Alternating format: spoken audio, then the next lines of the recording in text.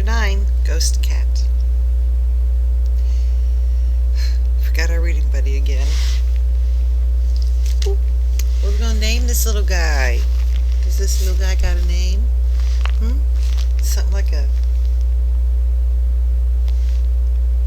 Sandy? Elroy. Well, something normal or something wacky. Become a viewer. Make his name, and then we'll... Or her name. I don't know who it's going to be. Depends on the name. Okay, here we go. I'm sorry. Having a grandma wacky moment. Oop.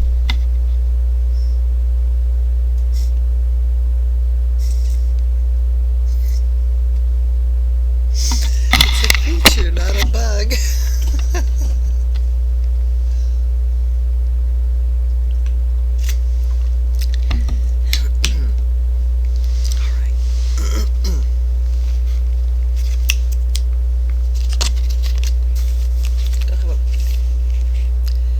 It was afternoon before Annabelle trusted herself to venture out of doors. She had ample excuse for staying inside, had anyone questioned her. The return of the sun after 2 days of rain turned the morning into a steam bath laced with newborn mosquitoes that clung to the screens in visible clouds, whining hungrily. But nobody did question her. Neither did anyone speak again of the events of the early morning. Not to scold or to lecture or to speculate. The fact was, nobody was speaking to anyone of anything that wasn't absolutely necessary. Aunt Lil made a stab at morale-raising when the troops gathered glumly for lunch. I think what this group needs is a change of scene. We've been cooped up in one place too long. What do you say to a picnic at the beach or at the lake tomorrow, if it's a nice day? We'll be eaten alive, Donna said without looking up from her plate. There's enough. Who's speaking? Okay. There's enough off in the cabinet to coat an army. Besides, there's usually a breeze at the beach that keeps the bugs away. It should be nice. Michael's gaze traveled briefly past his peanut butter sandwich to a point in space just short of his cousin Todd. What's fun at a beach if you can't go in the water? You like to go fishing, Aunt Lil countered. I'll call Fullers and have 'em save us a boat for tomorrow. Todd's grunt was derisive. One boat for all of us? Aunt Lil abandoned the discussion and turned to urging old Pa to eat a piece of bread and butter with his chicken noodle soup. The atmosphere wasn't brightened any by Uncle Axel's terse comment that Ricky was missing.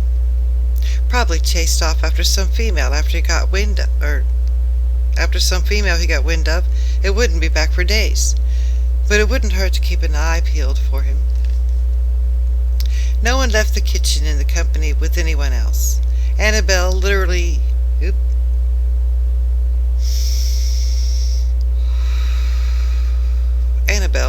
literal drops of mosquito repellent on her face and hands, the compass in her pocket, let herself unobstructedly out the back door.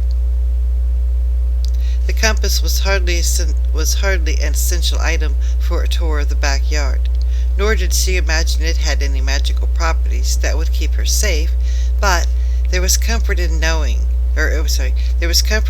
able to touch the brass case now and again. Perhaps it was because old Pa, in his befuddled way, was the one person who seemed to care about what happened to her, about what was happening to her. Annabelle hoped the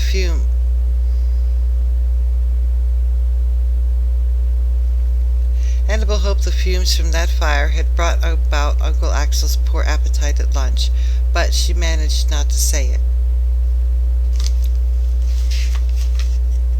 Who seemed to care what was happening to her.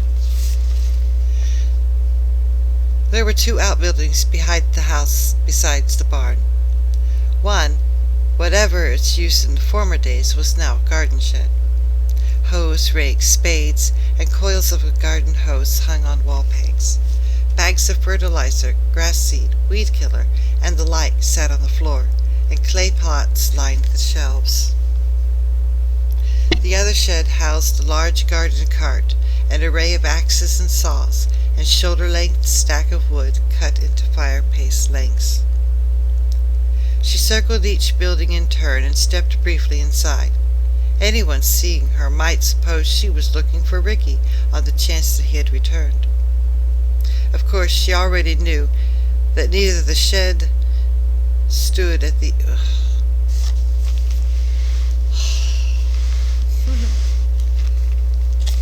The show must go on, they say. I'm experiencing a little cross-eyedness, little being tiredness. I've also got a big day ahead of me, so I expect it to be an exhausting day.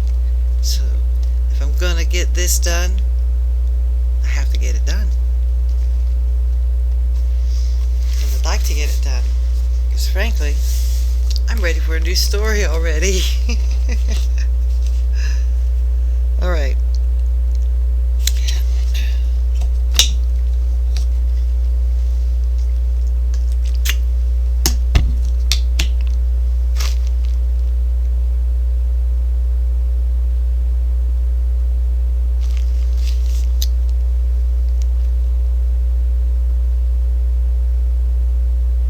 The other shed housed a large garden cart, an array of axes and saws, and a shoulder-length stack of wood cut into fireplace lengths. She circled each building in turn and stepped briefly inside. Anyone seeing her might suppose she was looking for Ricky on the off chance that he had returned. Of course, she already knew that neither shed stood at the end of the gravel drive, or had folding doors that opened into sinister blackness. But she needed to see once more that it was so. The barn had doors at each end. She stood a moment at the foot of the dirt and stone ramp that sloped to the upper level, where two big rust-colored doors could be slid apart wide open for a hay wagon to pass through. But sliding doors did not fold. Not even on a misty gray night could they give the impression that they folded, nor could the hard-packed, wood-studded earth beneath her feet be mistaken for gravel. The barn's other door was the one that opened by halves, top or bottom. And that was that. No folding doors, no gravel paths, no shed anywhere that remotely resembled the one in her nightmare. Why wasn't that a relief? Why couldn't she shake the feeling that the nightmare shed did exist? That even by daylight it yawned, waiting somewhere. Stop it. Think of something else, she commanded herself. Ricky's broken chain lay across the concrete doorsill. She picked it up. What a frenzy he must have been in to snap it in two like this.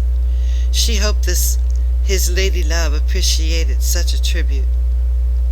Odd that his howls had waked Michael, but she hadn't heard a thing. Nothing but the cat's purr and that seductive voice calling her name. Without wanting to, she glanced toward the woods. In the sunshine of the leaves of oak, maple, birch, evergreens, and ferns gleamed down a dozen different shades of green. Sunlight dappled the undergrowth, making it look far less dense than she remembered. Something pulled at her to come explore. Maybe Ricky's interests had gotten sidetracked in the woods, and she really could find him. You're too late, forget it. She flinched back onto the doorsill with a sense of having just escaped. Okay.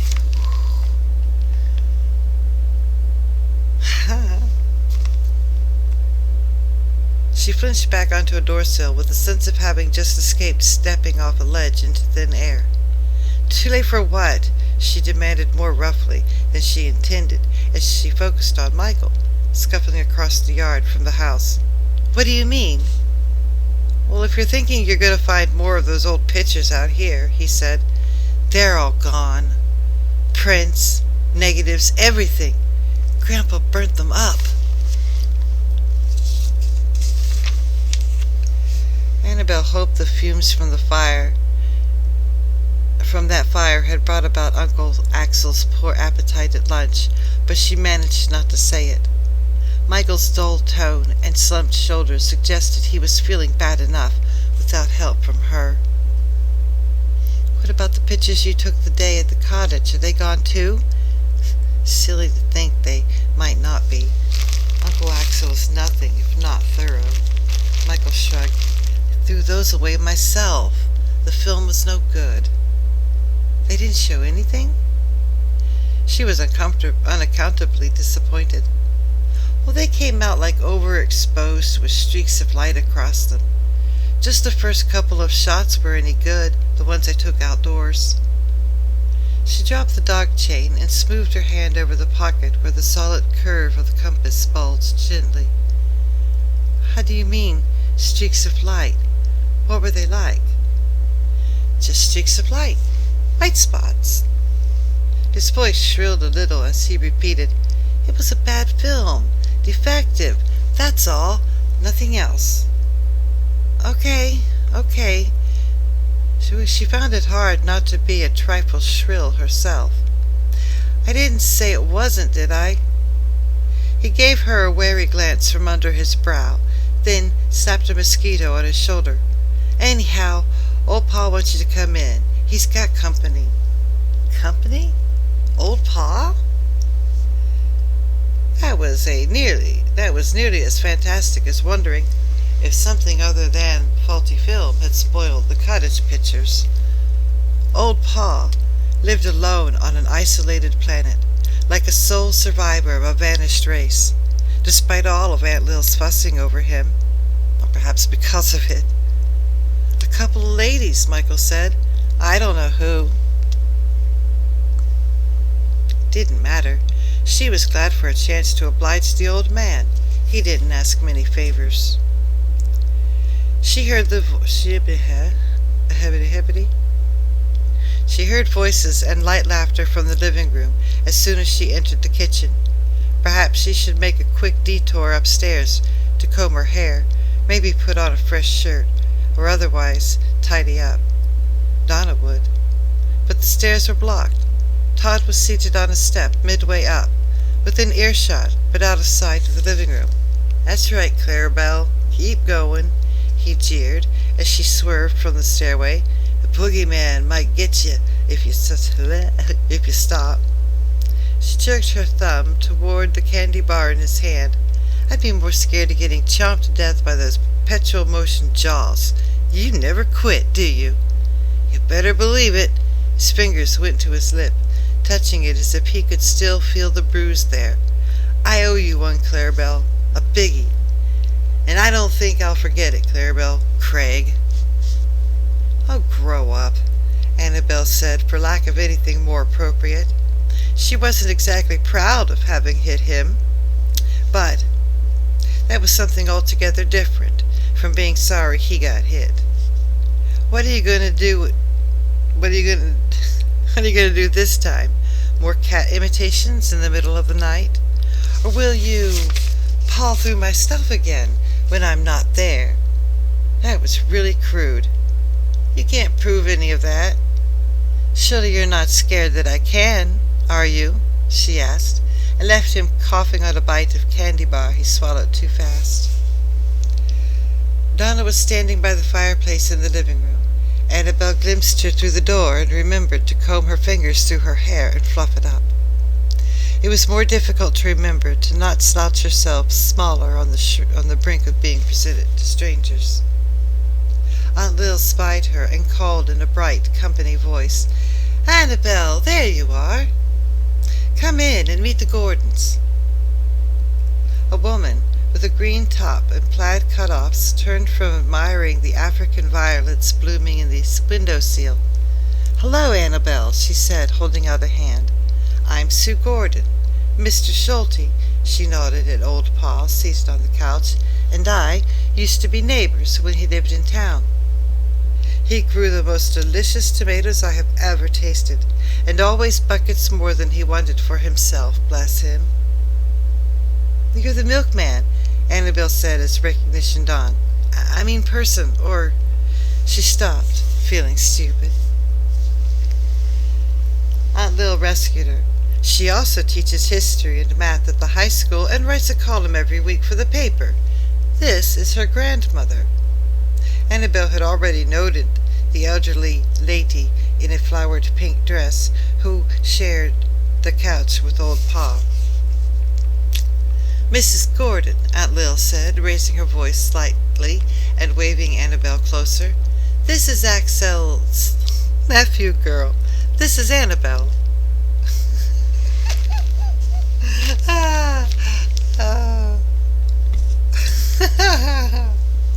Axel's.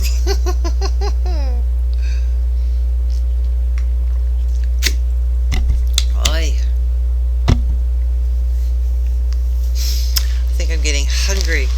I have no idea what to eat for breakfast yet.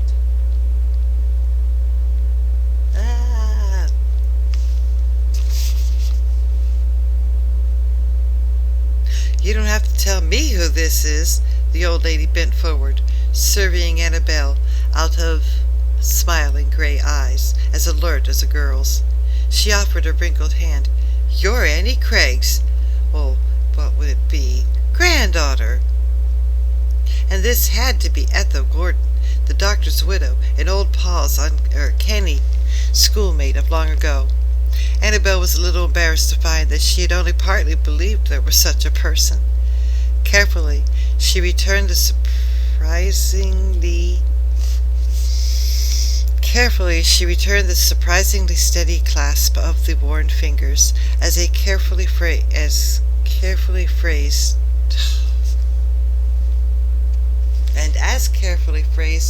her reply. "Yes, she was my grandmother, but I never knew her, and my grandpa never told me much." Miss Gordan clucked her tongue. "Well, that sounds like Walter Peterson. A quiet boy always. He took it hard, losing Annie. And I suppose seeing you grow up so much like her, he's reminded all over again. You even hold yourself like her, tall and trim as a popple tree. I told her once." "Thank you," Annabel said, less for the compliment than for the revelation. Was it probable, her grandfather's reverse?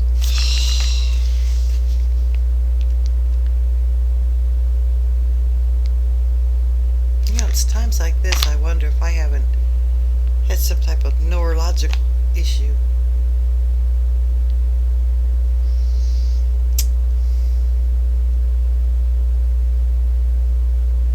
I have things to do.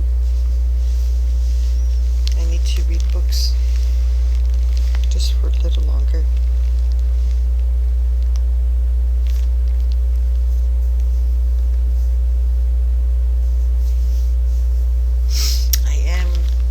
Also rushing it, and I am also experiencing nervousness. So let's just take a breather. I am also experiencing nicotine issues because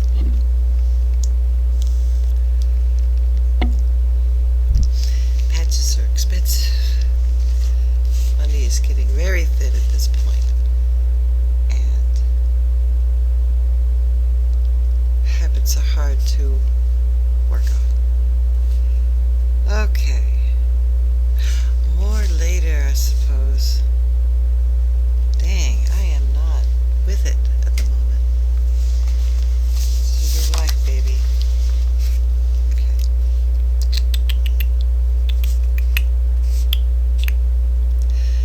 Gordon clucked her tongue. That sounds like Walter Peterson. A quiet boy always. He took it hard, losing Annie. And I suppose seeing you grow up so much like her, he's relived it all over again. You even hold yourself like her. Tall and trim as a popple tree, I told her once. Thank you, Annabel said. Less for the compliment than for the revelation. Was it probable, that her grandfather's reserve was not an expression of disappointment in her, but something quite the opposite? She felt as if she had been handed a very special gift. Donna flashed her an "I told you so" smile and joined the group at the couch. That's what I think, too. Annabel could be a model if she wanted to, I bet. Old Pa gave a nod and chuckled. A house full of beautiful women. And an old codger like me, too old to enjoy it. Oh, that was racy to say, mister. You are related to all of those women. It'd be like, too related to enjoy it. Alright. Young. My nose itches.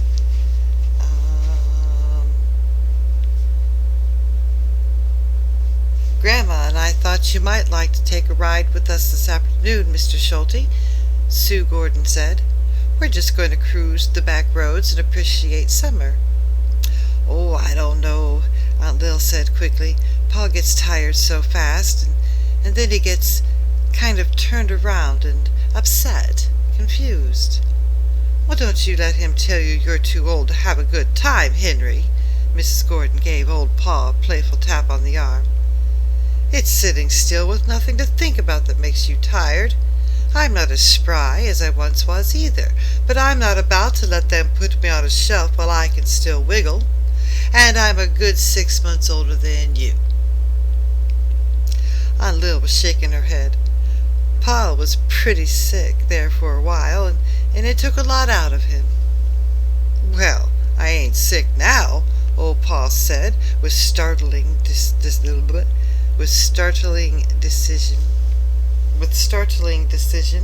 and I guess it won't kill me to be seen in public with a pair of good-looking women. Sue Gordan laughed. Good for you. You were the inspiration for this drive in the first place. Your mention of Julia Craig last week gave me the idea of doing a column or even a series on the abandoned houses in this area. Grandma's come up with a lot of intriguing memories, and we thought it would be interesting to have a look at some of the old places. Aunt Lil coughed delicately, as if trying to clear her throat. She must have been starting to feel haunted by Julia Craig, too, Annabel thought.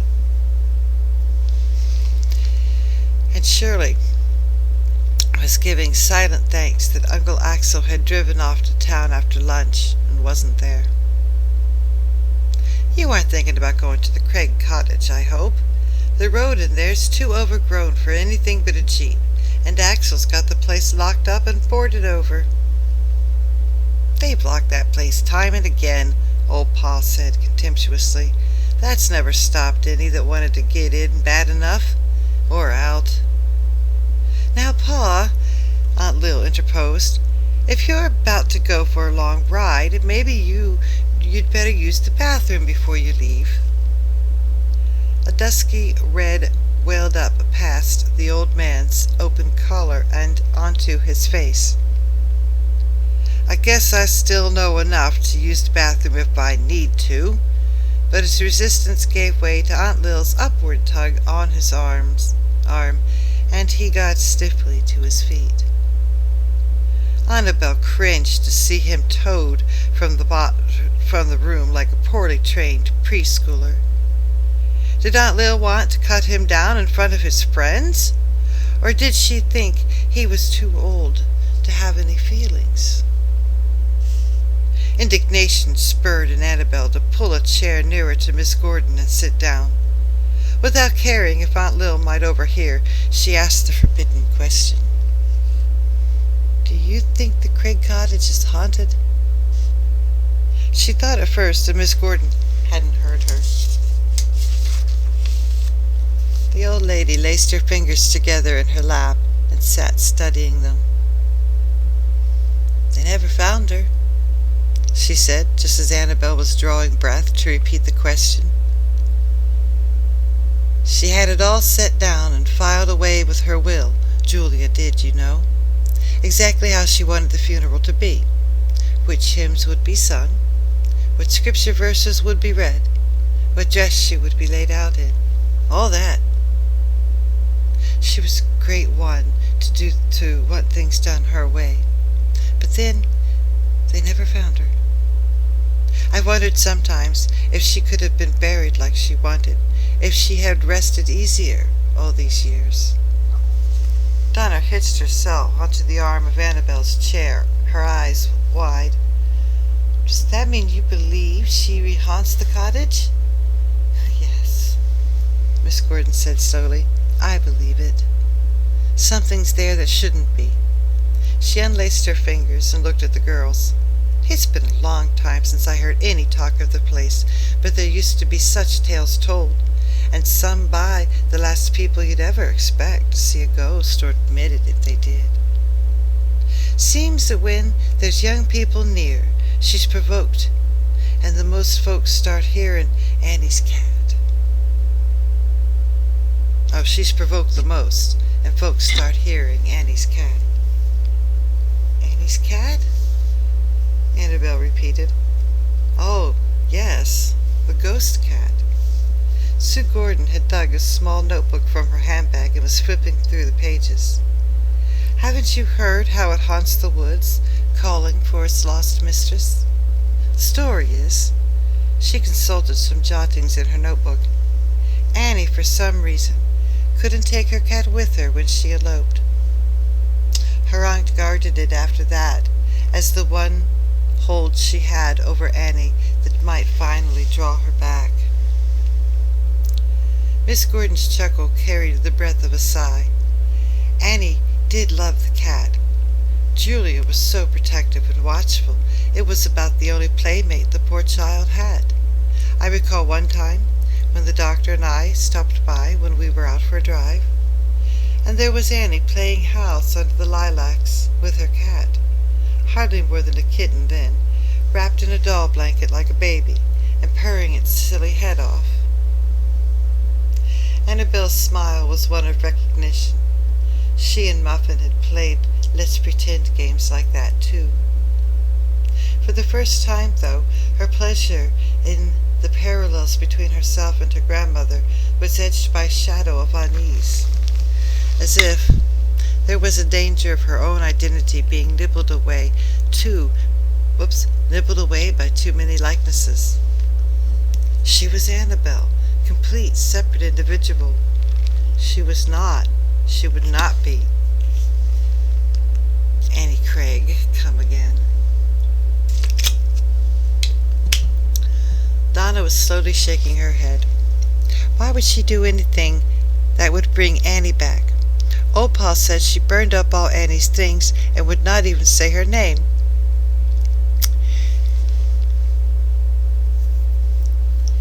It would make more sense to think she was the one that poisoned the cat. Julia didn't bother much about making sense when she thought she had been done an injury. I think that deep down she did want Annie back. Annie was all she had, but I don't doubt that she would also have made her pay dearly. Miss Gordan said, shaking her head in turn. "A little crazy, I think." The doctor suspected that she had several small strokes during the year, but she paid no attention to his warning that she might have a serious one if she didn't try to take things calmer. She flew all to pieces at her cat's death. A pause and another head shake. "No, definitely Julia didn't poison it, if anyone did." "Wait a minute. What do you mean, if anyone did?" Sue Gordan plopped herself on the end of the couch Old Pa had vacated. "I must have been in kindergarten the first time I heard that poison story, and now you're hinting it wasn't The dastardly deed we all grew up on? You've been holding out on me? Annabel and Donna looked at each other and quickly looked away. Could be the dastardly deed have been recounted often without dragging old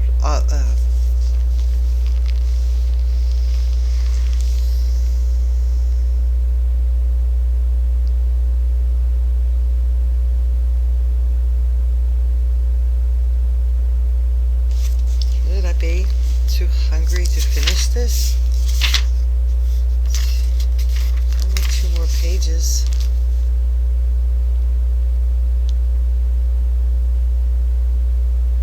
Wish I had a snack like right here next to me.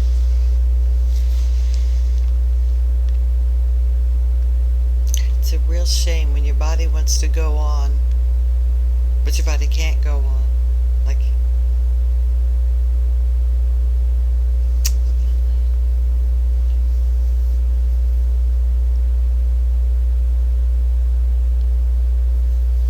I waited too late.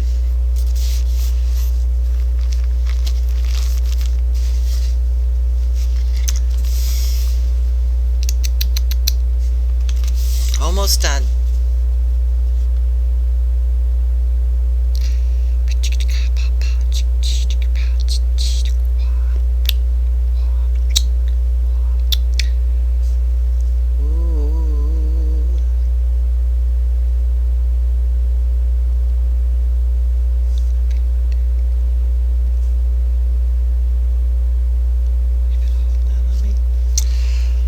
Anna and Annabel looked at each other and quickly looked away. Could be the dastardly deed have been recounted often without dragging in Oscar Peterson's name. Annabel tried to stifle a twinge of doubt that perhaps Uncle Axel did have some justice on his side, that for 40 years hadn't buried the old, ugly rumors so deep that they couldn't resurface again with only slight encouragement. "I guess you never asked me," Miss Gordan said, laughing a little as Sue poised her pen above the notebook page. "Certainly poison makes a better story, but I've always wondered. There have been so many cats that sickened and died that spring. Cat distemper, we called it. In those days, there weren't the shots we have now to protect your cat and prevent such epidemics. I remember that one particularly, because, at the time, Julia was crying poison and foul play. We just lost our dear old Danny and the last of her kittens." She pursed her lips, watching the pen scribbling across the page, then added a shade more sharply. Of course, Julia's losses were always greater than everyone else's. "Maybe she didn't care if it was poisoned or what," Donna said indignantly. "I bet all she wanted was a chance to make trouble." Sue Gordan's mouth drew tight like her grandmother's. Well, she succeeded, beyond anything she could have dreamed. Miss Gordan shifted on the couch as if she were losing interest in the conversation. Her old voice sank to a note that was barely audible, but it retained its sharp edge. "You youngsters, stay away from that cottage. There's harm enough on this earth done to each other by the living without hunting for more from the dead." Annabel turned, following the direction of her gaze.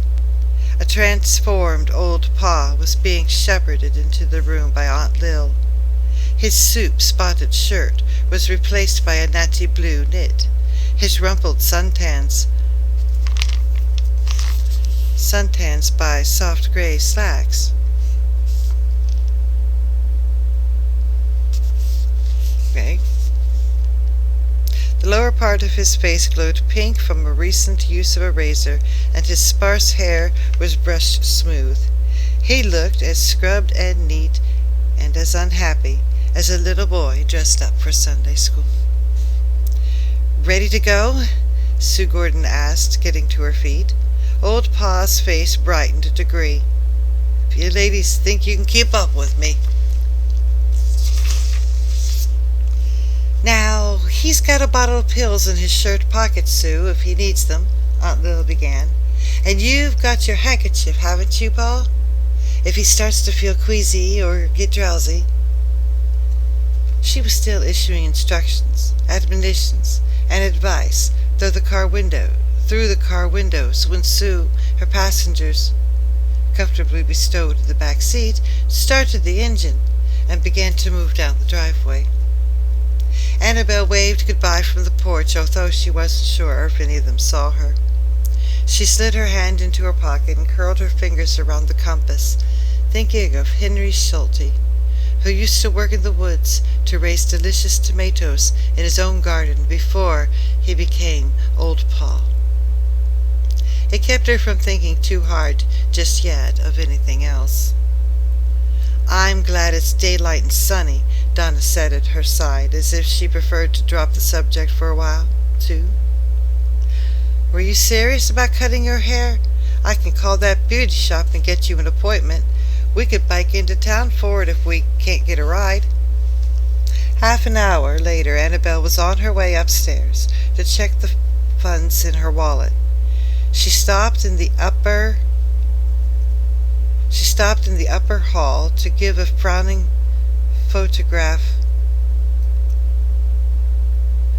She stopped in the upper hall to give the frowning photograph of Oscar Peterson a searching study. Could he actually have committed murder? The Gordons, she realized, had given her no more answers to anything than she'd had before. Annabel! It was Michael, mounting the stairs wearily to join her. After a glance around him and up and down the empty hall, he pushed a Spider-Man comic to her. Here! She took it and, puzzled, rifled the pages. They opened to where a black and white snapshot was wedged between them like a bookmark. It's off that bad film I told you about, but this one's not too messed up, and it's all you got. You can have it. He didn't wait for discussion or thanks, but retreated to the bathroom and shut the door. Annabel went on upstairs to her room. She sat a long time on her bed, contemplating the picture. At first look, it was not too impressive. A shot of the big lilac tree near the Craig cottage. Plainly, she'd been included only by accident, and a not quite in focus figure at the far right. The cottage didn't show at all. What did show was one of the light streaks Michael had complained of. It was a pale, rounded spot at the base of a tree, something like a thumbprint in shape, or rather. Annabel shut her eyes and opened them to look more intently at the configuration of leaves and twigs surrounding it, and of those dimly visible through it. The longer she stared, the more definite the outline became of a silvery, transparent, crouching cat. The end of chapter 9. We are going to have some rice and cabbage and yum sauce, and then we're going to go pay our rent. Love you all very much. Thank you for watching.